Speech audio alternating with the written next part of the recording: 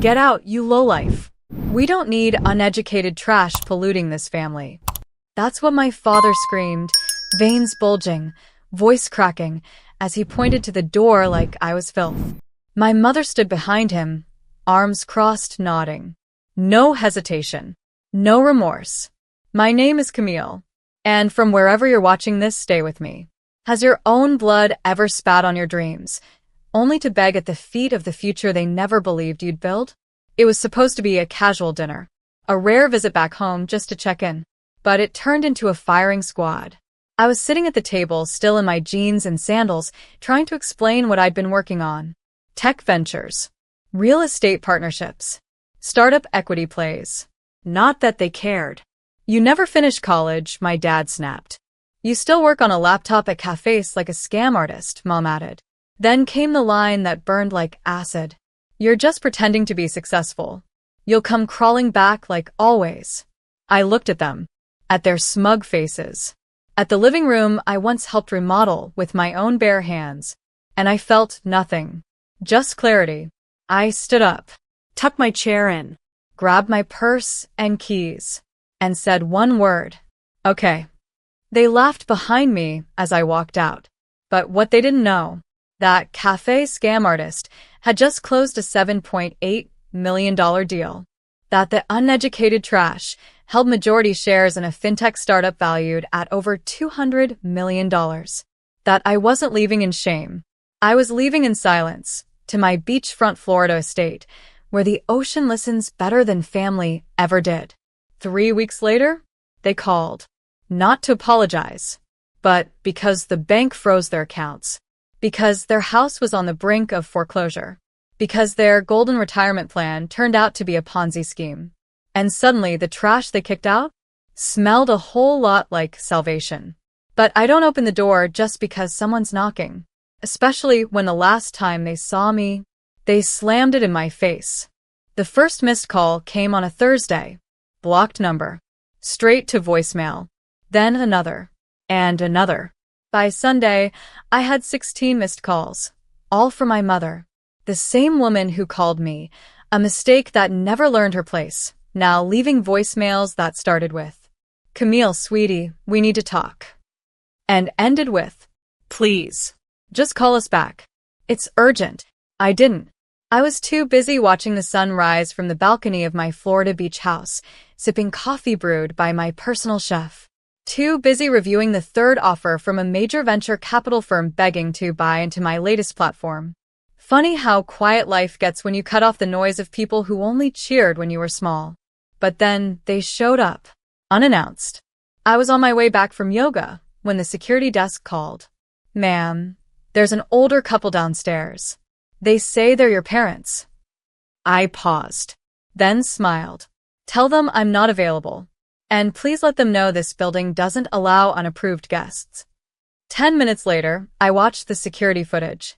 There was my dad, pacing. My mom wiping tears she hadn't earned. Both of them looking around like they suddenly realized how far down the ladder they'd thrown me. They didn't recognize the world I'd built, because they never thought I was capable of building anything at all. Back when I dropped out of college, they held a family meeting without me. Decided I was wasting my life. Told relatives I was working for some scam website living off breadcrumbs. What I was actually doing? Designing a financial algorithm that now powers one of the fastest-growing credit unions in the Southeast. My team calls me the quiet billionaire in sneakers. I just prefer free. Free from expectations. Free from shame. Free from begging people who never saw my value to suddenly respect it. Later that evening, my dad sent a final text. "We're struggling. We need your help. Just a small loan until things get better." I read it once, then twice, and replied with just 3 words. I thought I was trash. Delivered. Read. No reply. Because when someone tosses you out like garbage, they don't get to knock on your mansion door 3 weeks later, asking to borrow gold. The silence after my message lasted 3 full days. No texts. No calls. No voicemails begging for forgiveness. Just silence, the kind that creeps in when people finally see the reflection they've spent a lifetime avoiding. But I wasn't waiting for them to respond. I was too busy closing a new round of funding with 2 Silicon Valley partners and a private equity firm in Dubai. Too busy reviewing blueprints for my second property in Miami. Too busy living the life they said I'd never earn without a degree or their approval.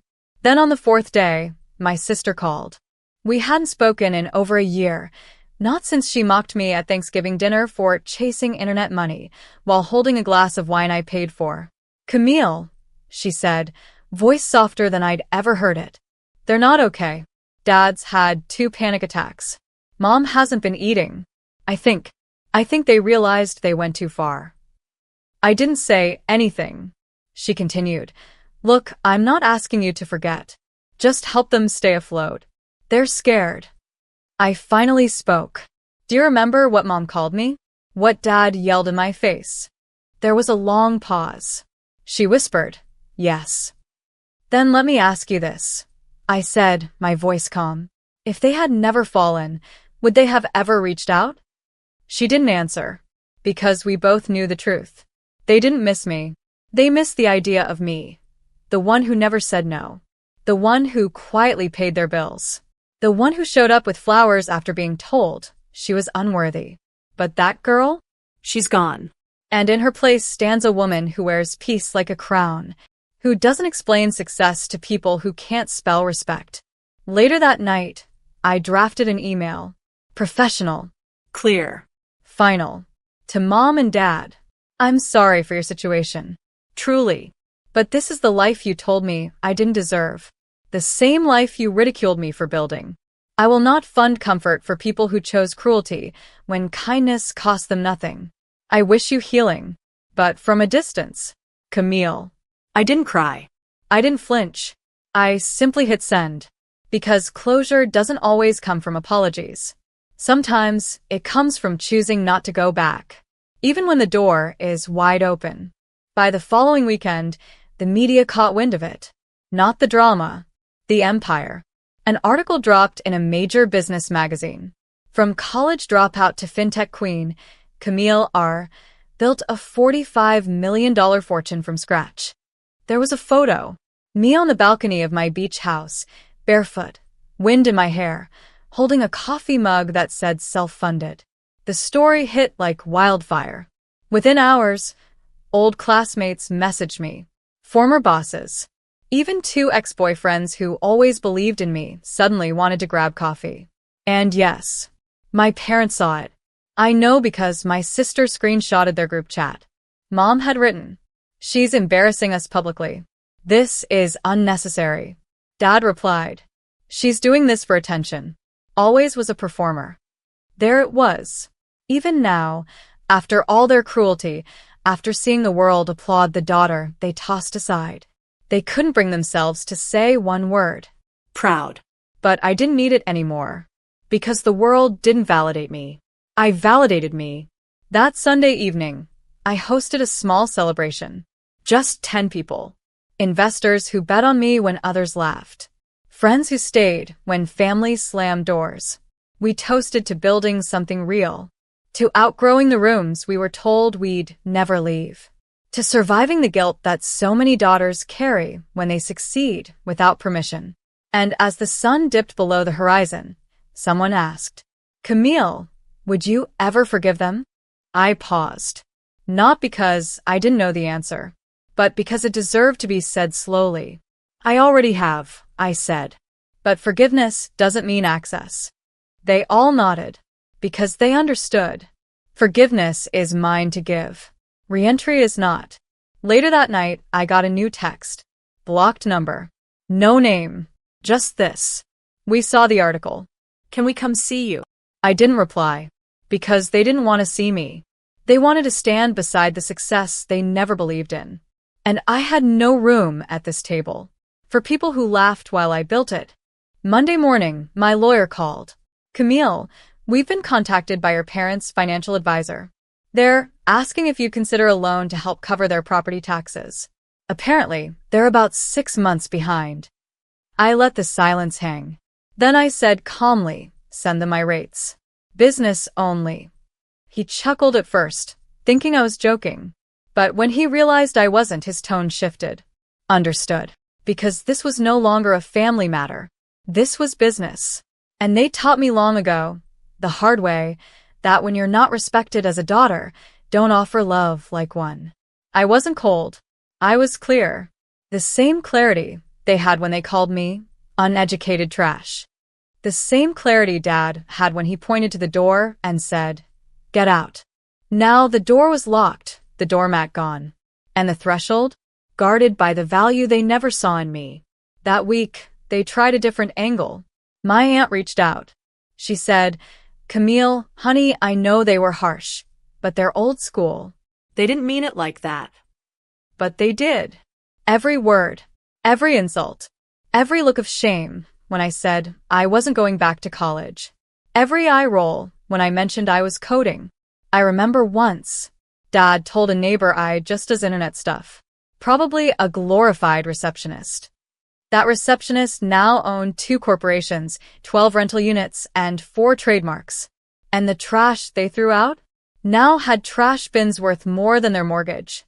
Still, I told my aunt politely, I've forgiven them, but I'm not responsible for them. And that was the real line in the sand. Because people like them, they confuse access with love. They think being family means I owe them support, even after they offered none to me. But my support isn't free. It's earned. And they never made the down payment. Instead, I made one on a second beach house in Destin. Fully furnished. Ocean view. Paid in cash. Because while they clung to pride, I invested in peace. And peace? It never calls you lowlife. It never kicks you out. Peace welcomes you in. Only if you remember who you had to become to afford it. By Friday, the desperation turned performative. A handwritten letter arrived in a padded envelope. No return address, but I knew the handwriting immediately, my mother's. Curvy, careful, and always 2 sizes too big. It began with, "Camille, we made mistakes. We just wanted better for you." And spiraled quickly into emotional landmines. "We were scared. We didn't understand your choices. You used to need us. We weren't ready to need you. Can't we just start over?" No mention of the words they used.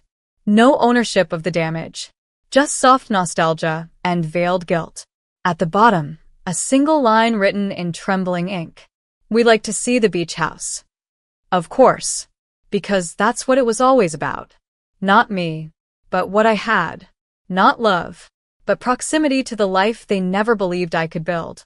I folded the letter in half, then in half again, and dropped it in the shredder. Because here's what they didn't understand. You don't get to disown someone and then demand a tour of the palace they built from the rubble of your rejection. They had a daughter. Brilliant, loyal, quietly fierce. And they threw her out with the garbage because she didn't fit their definition of success. Now she was on Forbes 40 under 40. And suddenly they remembered her name. But I wasn't Camille the desperate anymore. I was Camille the decision maker. And my decision was this. No visits. No tours. No second chances. Instead, I called my assistant. Schedule the photo shoot at the new property. Coastal, sunset, clean minimalist style. And tell the reporter, yes, I'll do the cover interview. Because if they were going to see me now, they'd see me from a distance. No begging. No performance. Just truth, wrapped in designer linen and glass walls. And when they scroll through those photos, when they squint at the life they were too blind to believe in, they'll see exactly what they missed. Not just the money, not just the views, but the daughter who could have carried them all, if only they'd held her with something other than contempt. The magazine hit stands on a Tuesday. Front cover. Full page. A clean shot of me standing barefoot on the marble deck of my Florida beach house, wind in my hair, smile quiet but unshakable.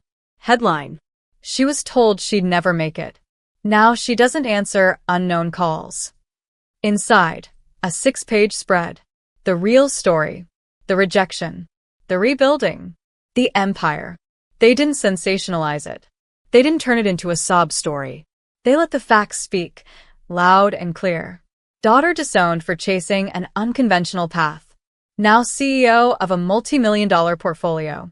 No degree, no apology, just results. And within 48 hours, my parents' entire social circle had read it. Their friends, their church, their former coworkers. I know because my cousin forwarded a text from my dad. I'm sick of people asking about her like she's some kind of hero. She betrayed us. No, Dad. I didn't betray you. You abandoned me, and I survived anyway. That's not betrayal. That's becoming. By Friday, I got another letter. No dramatic wording this time. Just this. We see now that we were wrong. If there's ever a place for us in your life again, we'd be grateful. Mom and Dad. I sat with it for hours. There was a time I would have crumbled, would have rushed to call, to fix it, to finally be chosen. But that version of me? She doesn't live here anymore. I don't need to be chosen by people who couldn't even recognize me. So I wrote a response. Not to reopen a door, but to close it properly. Dear Mom and Dad, you taught me what it feels like to be unwanted, what it means to be discarded. And in doing so, you taught me to build something no one could take from me. I forgive you. But forgiveness does not include access. You will not be part of this chapter, because you tore out every page that could have included you. I wish you healing. I truly do. But from the distance you created. Camille. No signature. No warmth. Just closure, clean, earned, and absolute. Because some families are assigned. But the real ones? You build them. From respect. From truth. From people who clap when you rise, even if they had to watch you do it without them. It's been 6 months now. 6 months since they called me trash. 6 months since I walked out of that house with nothing but a purse, a quiet okay, and a spine they didn't think I had. And in those 6 months, I've opened 2 new companies, invested in 5 women-led startups, built a scholarship fund for girls like me, brilliant, overlooked, and uninvited to the table. And most days I wake up to waves. To peace. To space, the kind they tried to shrink me out of. The requests have stopped. No more letters. No more voicemails. Just silence. And that silence? It doesn't ache anymore. It sings. Because I stopped chasing their version of love the day I realized it was conditional. As long as I obeyed. As long as I stayed small. As long as I never outgrew the story they wrote for me. But I outgrew it. I rewrote it. And now I don't need their seats at the table. I've built my own hall. With high ceilings, wide windows, and room only for those who saw me before the glow-up. People ask sometimes if I regret cutting them off. If I ever feel lonely. Here's what I say. Loneliness is living in a house where your voice doesn't matter. Peace is waking up in your own home, built with your own hands, where every corner whispers, you did this. So no, I don't regret leaving. They kicked me out thinking they were breaking me. What they didn't know. They were setting me free. And if they ever drive by this house, this quiet palace of soft light and louder legacy, they'll know that the daughter they once dismissed as a failure turned out to be the architect of everything they needed and everything they'll never have again. I sent the message right after takeoff. Group chat. No dramatic punctuation. No desperate emojis. Just, flight lands at 3 p.m.